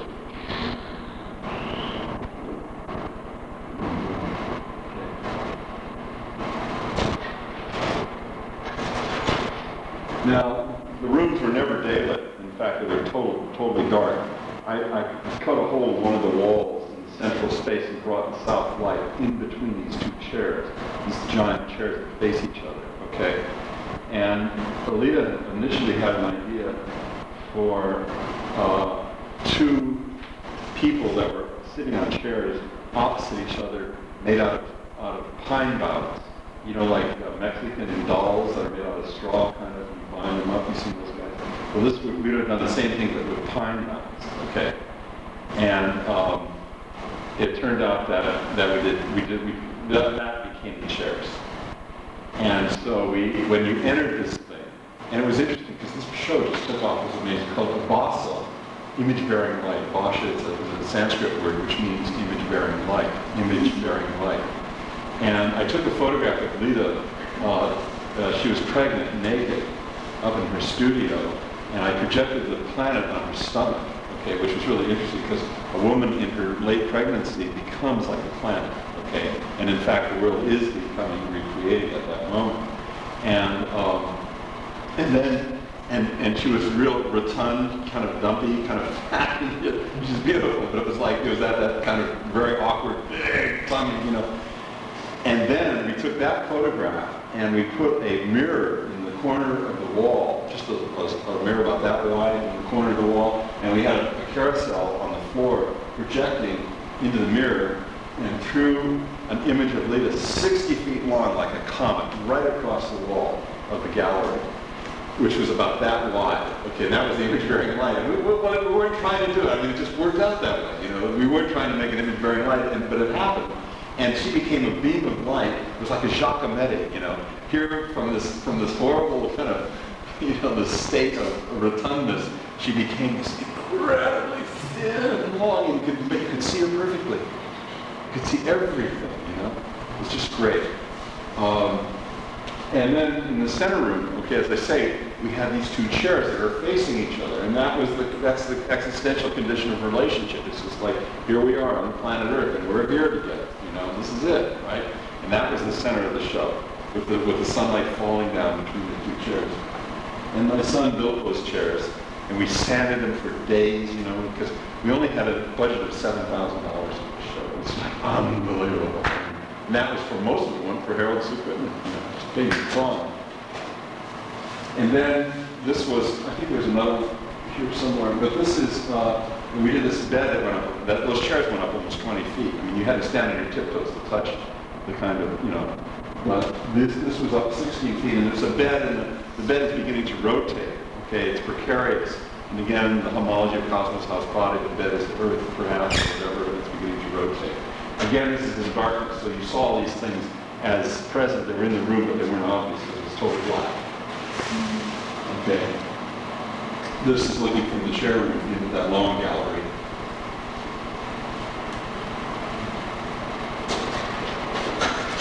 And then in the other long gallery, there was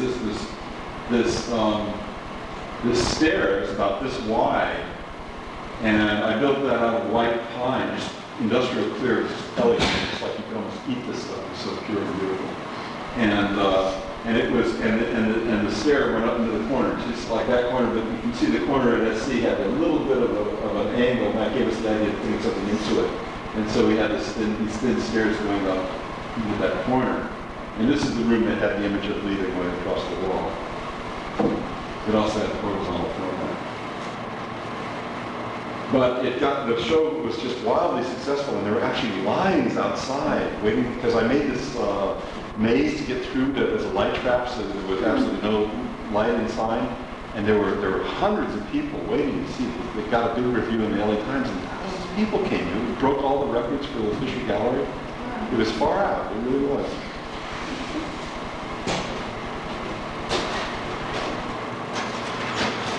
And this, you know, getting back to this notion of duality of the two, okay? Because in order to have the one, you have to have the two, right? And this is getting back to the notion of the kiss. What is that? You know, what is that? Okay. This is kind of on the threshold of the kiss, so to speak.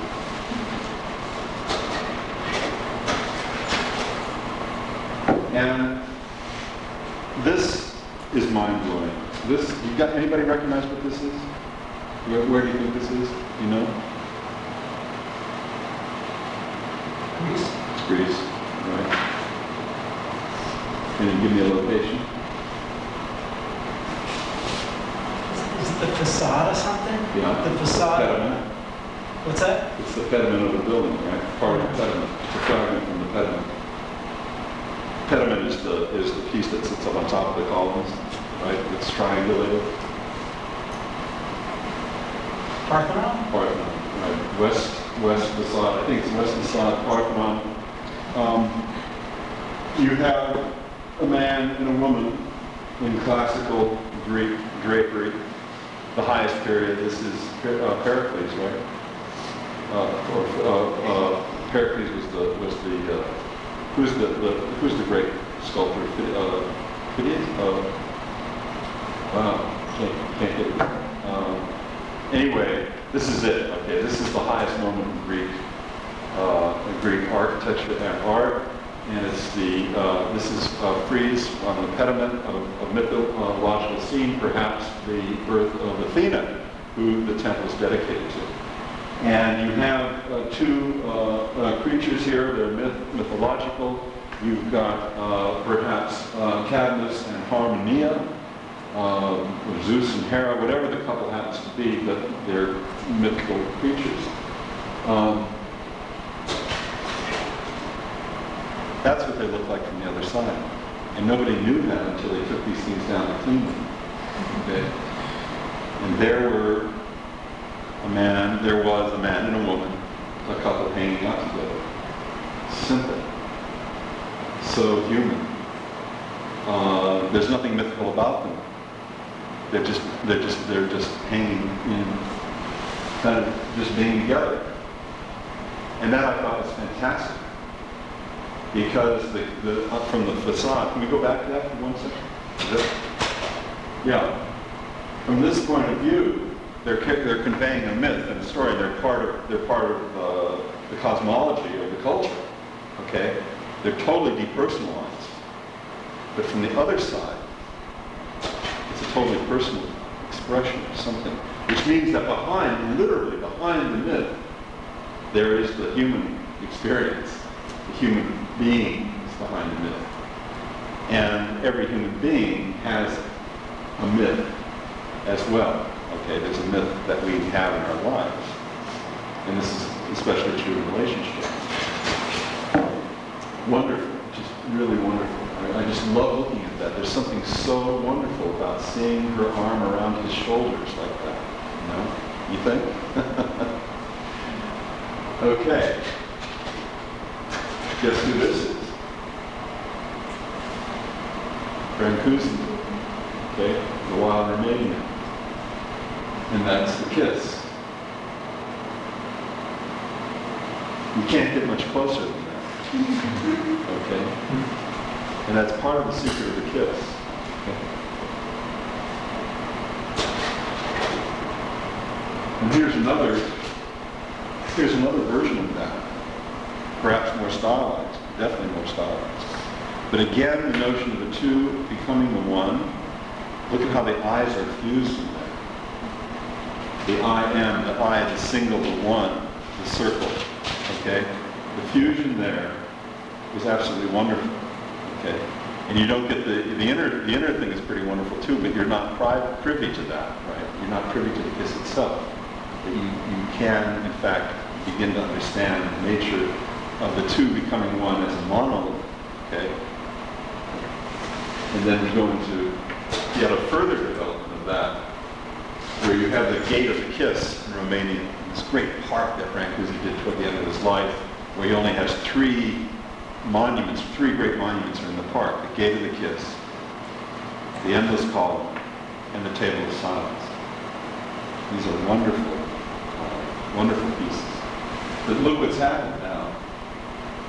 They're totally monumentalized, totally mythical. Okay, they've entered into this realm of pure abstraction. So this beautiful passage from one to the other, and then back again.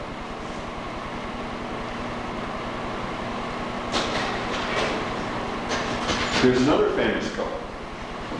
Okay, these are the flagship of Western society. It's Adam and Eve, by Cranach. Cranach is a painter who's a contemporary of Dürer's, Albrecht Dürer, a little older than Dürer, and Dürer was a tremendous influence on Dürer, actually, and an incredible painter. And here you see the famous moment in the garden. Let's look at what's going on here. Oh, wait. Oh, sorry. That's what's going on, all right. But just check it out for a minute, What do you see? Okay. Look at the expressions. Can you see the snake up here? Can you see the head of the snake that's kind of coiled in the tree? You know the story of the serpent tempting Eve, coiled in the tree and tempting her to take the forbidden fruit. And she's taken it, but if you can see, she's taken a bite out of it already. It's right here, okay? And she's got a look on her face that's quite different from the look on his face. I mean, he's kind of like, what would you say? Confused, lost, curious, whatever. Yeah, kind of what's going on, what? Because, he hasn't eaten the fruit of the tree of knowledge, right? The knowledge of good and evil. There are two trees, too, in the garden, right? There's the tree of life and the tree of good and evil, or knowledge of good and evil. It's interesting. talk about paradise in a second, because when you work in landscape, you have to know these, you have to know what you're dealing with. I mean, you're dealing with paradise, and you have to know your myth or the Navajo myth, or you have to know these things because they're like equations. I mean, they really, they're real. Okay, and they're both covering their genitalia with leaves. Anything else that you see about this that's curious? Yes?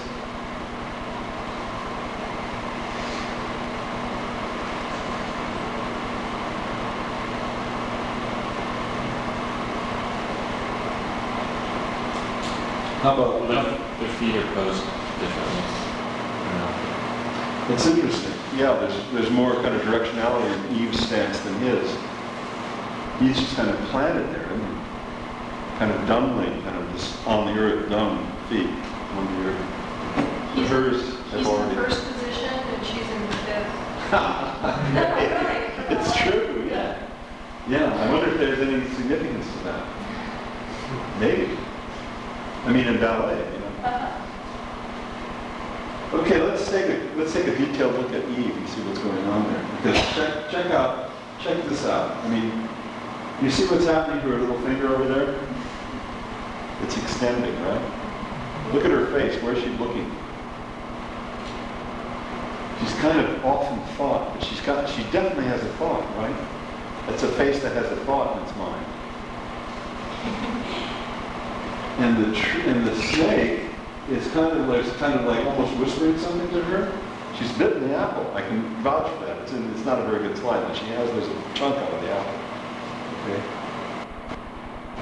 Okay, let's see what's happening to this section right here. Oh, look at the two nails right there, you guys.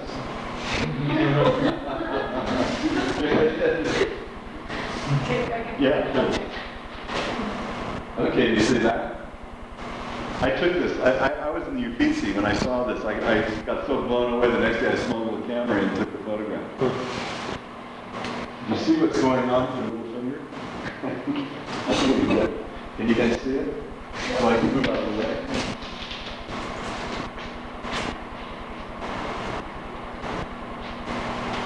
You see that little? It's hard to read because that's the head of another snake, a smaller snake.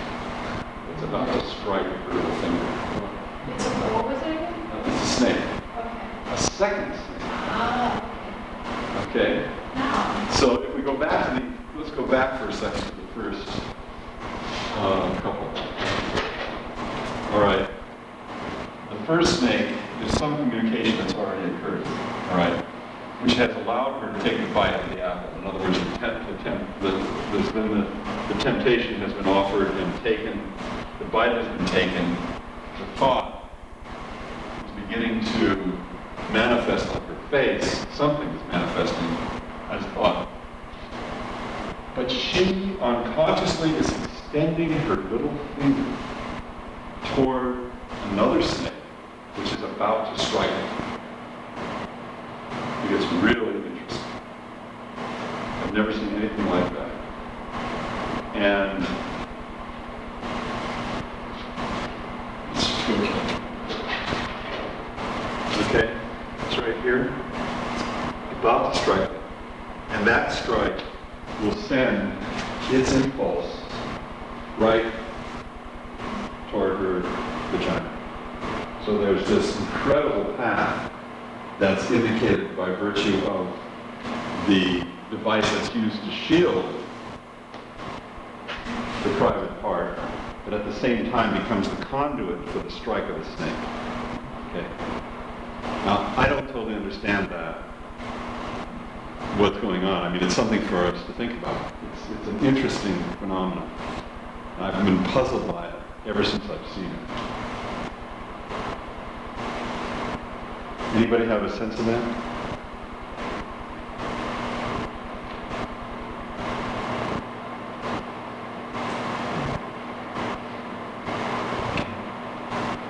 Is that strange?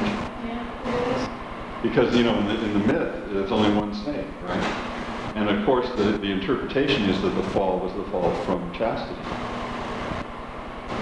But here, there's something else going on, as if the fall from chastity is initiated as a second strike, and yet her finger's extended as if she knows that the snake is there. But obviously she doesn't, because she's looking in the other direction. It's a really strange thing. I'm just throwing some strange things in here because they're kind of interesting. How is that snake? How is that snake? It's hard to see it because this is the head of the snake right here, and it comes down like that. Okay. The one is like the underbelly of this Is there any idea that it might be the same snake, like the tail of the snake or something? I mean, has, Oh, that's a thought. Snake. That's a thought. I don't think so. Because actually it is a head. I mean, you can see it in the actual painting. You can see the eyes. And, No, I mean, it could be a two-headed snake. oh, a two-headed snake. Yeah. There might be something to that. Yeah. Do you think it could be that regardless of whether or not she did the apple, she would still be subject to the second strike of the snake? You know? So Or it's she would fall out of grace regardless. so it was written in a way, Yeah, like predestined, or I don't know. which is the human condition in a way. Mm-hmm. But there's no way out, in a sense. I mean, there's no way out of the human condition. Once you're a human being, you're a human being. Yeah. And when you're in paradise before becoming a human being, because until you become human, until you fail in some way in terms of the covenant of paradise, and are driven out of the garden to toil in the field, so to speak, and to endure childbirth, etc., etc. You're almost deified in the garden. Adam and Eve, as the first creatures, are sacred. They're the original copy, you know? Yes? I noticed that Adam also has a little finger extended, the same way she does. Oh, really? Let's see that. That's interesting. Wow, you're right. What was that again? He has a little finger extended on the hands, on the fig branch, too. Also, if you think about the men, they only cover themselves after they fall from innocence. Right. So if Adam's covering himself already, it bothers me a lot. That is incredible. Man, that's great. And something superficial, I noticed they both have belly buttons, which is different than a lot of paintings you see in museums. That belly button thing is interesting, isn't it? The triangulation that occurs. Well, that's a really interesting point. Again, have you seen Blue? Okay, have you seen it? No. I'm sorry. I was thinking about this triangulation you're saying. And one snake's talking to like the head, the other one seems to be like biting, the hand, which she's like say to a sexual organ in the body. Right. So it seems like in a way, this painting might be addressing both the mind and body in temptation. Interesting. So the mind-body duality at the same moment is being addressed almost at the same time. Yeah. Almost at the same time. The mind first, body second. That's interesting. Because, when Eve, Mary, and Jesus are the resurrected Adam and Eve, and often you find in Renaissance paintings, especially, that at the foot of the cross you'll find the skull of Adam, right? Christ born out of original sin, Mary conveying the Word of God as the infant Jesus. And how is Jesus conceived? By the ear, right? By the Word penetrating Mary's ear, right? So in a sense, it's replicated here by the position of the snake directly off the ear of Eve. But in reverse. But in reverse. How in reverse? Well, one implicates evil, the other implicates goodness. Right. That's what I mean by reverse. I see. Cool. Is that pregnancy by suggestion? Yeah, That they I was. guess. Immaculate conception. Right. That's quite a moment. I mean, that's an incredible kind of moment. And it has many phases to it, actually. There are, I think, about 6 different phases to the Annunciation. There's the phase where Mary can't believe that she's been singled out among all women to carry the Messiah. And then and then I don't know all the phases, but there is then the phase of acceptance and humility. But this whole notion of duality is important. The notion of the Garden of Eden is important, of paradise, especially if you're going to be working in environments. You have to go back to the origin. You have to kind of sit down and read Genesis and see what's going on, in a way, okay? And then there are a lot of books that have been written about this. There's one especially good book by Eliade, E-L-I-A-D-E, called The Sacred and Profane, where he just really kind of takes what is sacred and what is profane in the environment and just kind of breaks it down for you in a very, very, very good way. He wrote another book called Cosmos and History, which is similar, a little bit different because it's dealing more with time than with space. Both books are really good. And there are other books that have been written about this stuff, and I'll give you some examples toward the end. But it's important to know this because we're at this point in time, at this point in history, we are faced with the possibility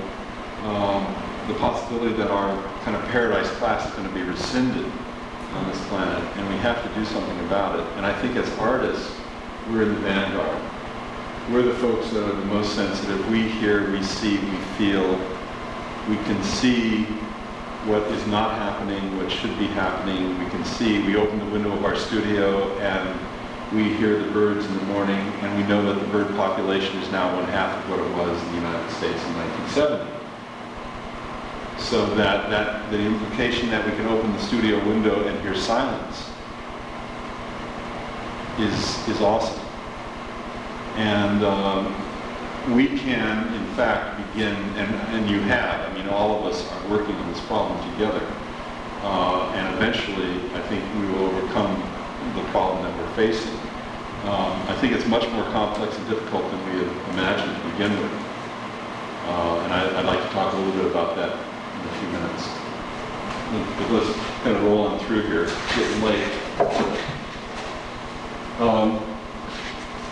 I've included these slides because it's interesting to see how 2 cultures operate. And in the West, verticality is a tremendous force, okay? And verticality is associated with the masculine force, it's associated with the patriarchy, and there's a whole history about verticality. It's also, when something is in a horizontal position, it's more or less in its natural state, or angle or repose. When it is lifted up into a vertical position, then you've got some kind of artifact, okay? And you have to deal with it in a certain way, okay? It's not all that natural. And of course, here you see the paradigm of verticality, where it is at the high moment at Calvary with the crucifixion of Christ and the thieves on both sides of Christ dying at the same moment. It's an intensely anguished vertical etching by Rembrandt, okay? And I think I've included a couple of... Yeah. He did one study after, oh, look at that. It's okay. That's where the vertical becomes horizontal. That's one of the rare moments.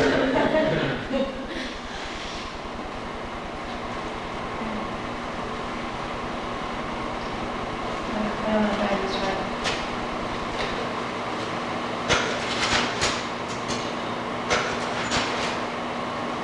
Is that it? Actually, no. Keep going back.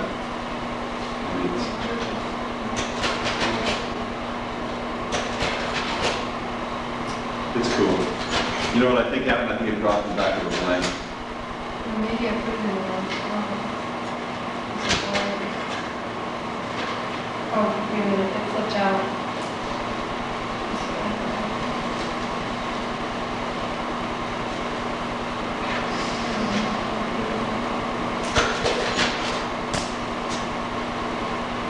The left, right again, just advance. There it is. So he keeps on, I mean, Cape Canaveral, with 3 rockets on the gantry stage ready to blast off. Was that kind of, why the heck happened? Okay.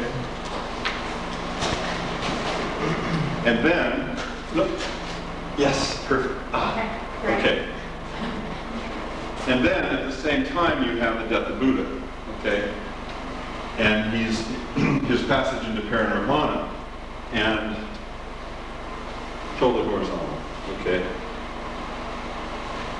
There's a kind of more casual, these people are not happy about the passage of Buddha, but the anguish is not as present. There's individuals are crying, but there is a kind of calm that everyone is down close to the earth. The trees are over the earth, and Buddha is into the earth as he passes into the earth, or onto the earth as he passes into the earth. Just exactly the opposite. And it's interesting to come into a culture and begin to understand it through death. Death is a wonderful way to begin to understand any culture. It's a nice door that you can enter very quietly through and see the differences, okay? And this is the most striking in terms of the polarities of vertical and horizontal. I found that this was tremendously interesting in terms of something that Eliade had said, that in one of these books that I've just mentioned, he says that at the most sacred moment, in terms of rite or ritual or passage of some sort, at the most sacred, at the peak of the sacred, the profane, the opposite, will in fact suddenly engender itself. Well, that opposites engender each other, and that at the height of the sacred, the opposite will enter in. And in fact, it happens with Christ, because at the very moment, the highest point, he says, "Father, thou hast forsaken me." And that is blasphemy in a sense, okay? It's this moment where he becomes totally human, and it's the anguish of death. My God, my mortality, that I've been forsaken. That whole kind of moment, when the sacred finally peaks out, the profane enters in suddenly, okay? The verticality can't be sustained. Bingo! But then he reestablishes himself.